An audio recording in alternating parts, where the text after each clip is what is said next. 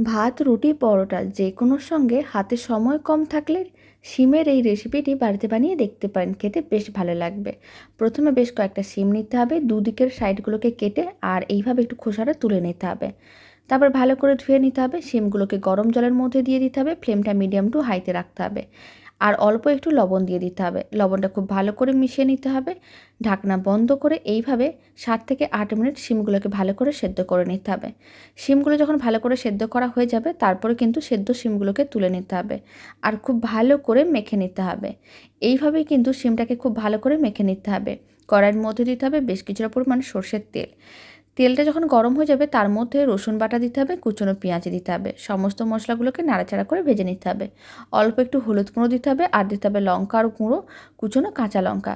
বেশ কিছুক্ষণ নাড়াচাড়া করে সমস্ত মশলাগুলোকে ভেজে নিতে হবে। তার মধ্যে অল্প একটু লবণ, মানে স্বাদ অনুযায়ী লবণ দিতে হবে। অল্প একটু গরম মশলার গুঁড়োও দিতে হবে। খুব ভালো করে মিশিয়ে নেওয়ার পরে এখন সেদ্ধ শিমটা দিয়ে আবারও ভালো করে মিশিয়ে বেশ কিছুক্ষণ নাড়াচাড়া করে একটু শুকনো করতে হবে। আর অল্প একটু কুচনো ধনেপাতা দিতে হবে। এতে শিমের ভর্তা দেখতে যেমন ভালো লাগবে, খেতেও ভালো লাগবে। বাড়িতে একবার এইভাবে শিম ভর্তার রেসিপি বানিয়ে দেখতে পারেন, ভাত রুটি যে কোনোর সঙ্গে ভালো লাগবে।